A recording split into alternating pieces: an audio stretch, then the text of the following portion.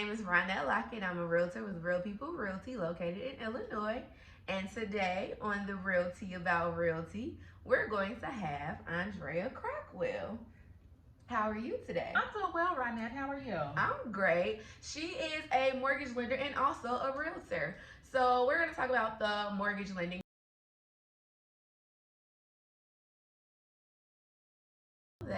Then what? After I have all of my stuff together, what do I do? Yes. So once you've obtained all of your documentation and you submit your application, typically you're able to get an approval process within 24 to 48 hours after submitting the required documents. So it's really hard to issue a pre-approval if we don't have all of the information needed to calculate your income correctly and your liabilities. So once we receive that documentation, we do have a preliminary underwriting system that we can run your file through, and we can get a decision right away on your approval.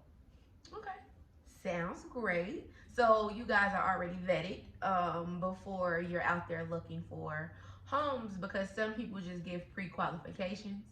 And the video before this, I explained what pre-qualification versus pre-approval means. So we all know that you need to be pre-approved. Yes. And so you're vetted, so you're serious out here in the buying process. Yes. Okay, so once I'm pre-approved, what happens? So once you're pre-approved, then you will receive an approval letter, and you would then forward that to your real estate agent, which will be Ronette.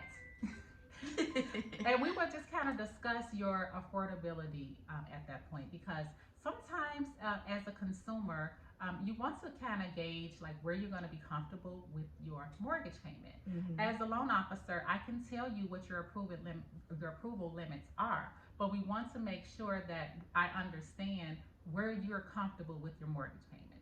Okay, because we don't want to put you in a situation where you're house poor, which means that the majority of your income is going towards your home and you're not able to sustain your regular way of living.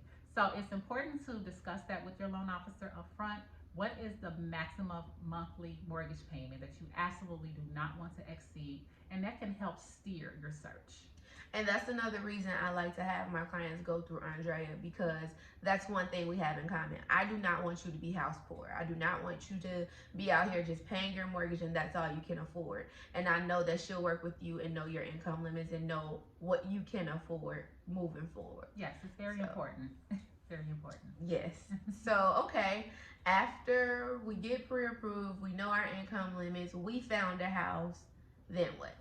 So once you identify a property, the sales contract will be forwarded to the lender.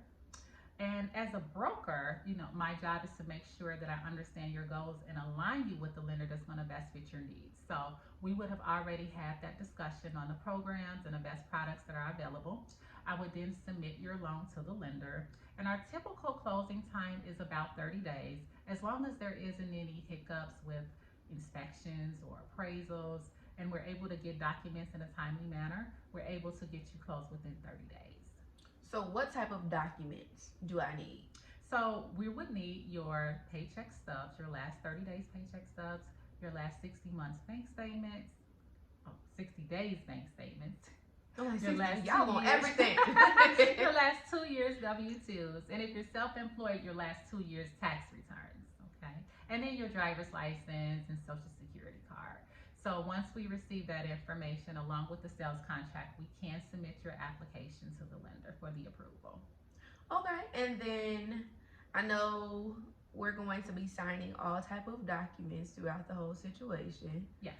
So what happens right before close?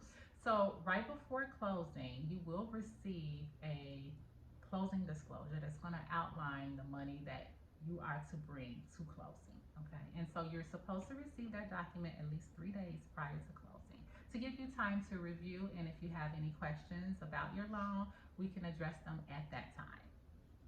Okay, and then what if I get to closing and I don't have the money to close? Oh, well, we hope that that's not the situation, because typically we have the conversations before closing on what's going to be required. But if you get to closing and you do not have the funds to close, then your closing will be postponed.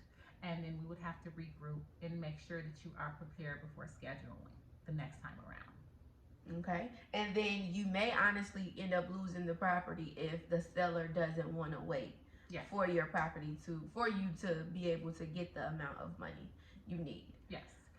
Yes. Yeah. It's important to understand that the sellers, their time is very valuable, and if they take their property off the market in good faith that you're going to close, we want to make sure that you have all your ducks aligned in a row. Okay, so prior to closing, as your loan officer, I will be reaching out to you, and we will have a conversation about assets to make sure that they're still in place. Okay, if there is a situation where you are running short on assets, then what we can do is talk about other options. Maybe you can possibly obtain a gift, from a family member or a friend, or maybe we can explore possibly tapping into if you have a retirement account or an IRA that can help you with those funds. So I would do everything as your representative to make sure that I get you to the closing table, and we are exploring those options available.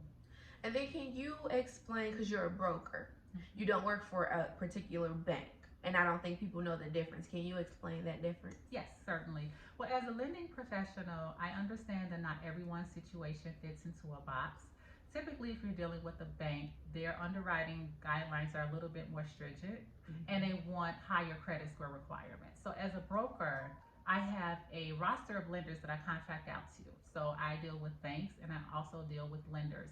And it's important for me to understand your goals as a consumer so I can align you with the best lender that's going to fit your needs. So, as we're having these preliminary conversations, whether that's down payment assistance or you're looking for the best rate available, that would be my job to do the legwork for you. Okay. I am 100% compensated from the lender, so you don't have to pay me anything for working on your behalf. Okay. So once we have those conversations, I would then start, reaching out, and then I would align you with the lender that's going to best fit your needs at that time.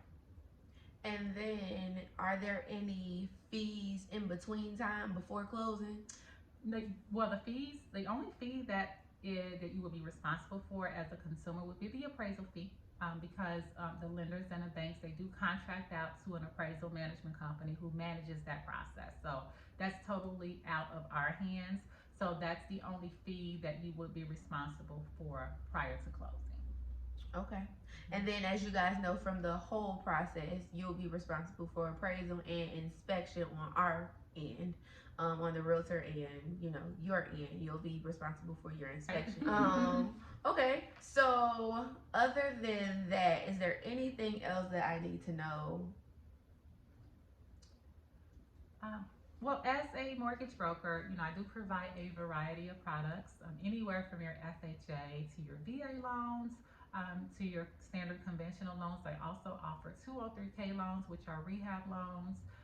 We also have commercial products, and we also have investor products. So if you're interested in possibly getting into the fix and flip game, we do have products available where the lender will fund 100% of your rehab budget. Okay. And then, let's say for me, for instance, if I'm wanting to sell my house and buy a new house, how does that work? So you can actually buy a home if you already own a home. So what we would have to do is make sure that your debt to income ratio can support 2 mortgages, or you can put your previous home up for sale, contingent upon the sale of that home, to get financed for your second home. Okay, so there would just need to be a conversation with your agent on what your goals and your plans are. And then as you write the contract for the new home, we just want to make sure that all parties are on board and they understand that you have to sell your previous home prior to closing on your new home. So there is a way where we can structure it where you're able to do dual closings on the same day, where you can sell your previous home and you can also close on your new home on the same day. We just want to make sure that all parties are involved. And when I say all parties, I'm referring to your attorneys and also your real estate agents on the course of this transaction. And that's another thing you guys need to make sure, if that's what you're trying to do, make sure when your real estate agent writes that contract, it's in the contract. Yes. It is like a little section in the 13-page contract that you have with any transaction. You just have to make sure those boxes are checked. So advocate for yourself at the end of the day and make sure that happens. What about, so when buying a 4-unit or 4-unit, 2 to 4 unit building, am I able to use the income from the rental? Yes. What am I trying to say? You know what I'm trying to say. Yes. Yeah. Absolutely, you can. Absolutely. So there's two ways to approach that. If there are current leases in place, we would ask for a copy of the current leases, and the underwriter will take 75% of that income and let you add that to your monthly income to help you qualify for the building. So it gives you more purchase power with you purchasing a multi-unit in terms of the approval amount. Now, if the units are vacant, the underwriter will request a market analysis from the appraiser, where the appraiser will notate in the report what the market rent would be for each unit.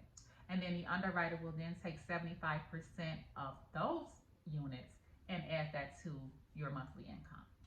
And that sounds like an easier way. If you already have a home and you want to go and be an investor in another building or something, that's an easier way to do it. Absolutely. Easier way to qualify. Yeah, well, this has been some amazing content. I hope you guys are learning a lot from this because Andrea just spit a lot of knowledge. So, where can they find you? How can they reach you? Yes, you can reach me on Facebook at Andrea Crockwell, your mortgage professional.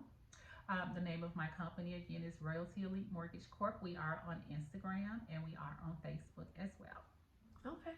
All right. Well, thank you, Andrea. I appreciate your time. Thank you, Ronette, for having me. No problem. No problem. And today you had the realty about realty. You really got some realty today. You did get to see. So we'll see you again next Monday. Y'all hit the like and subscribe button. All right.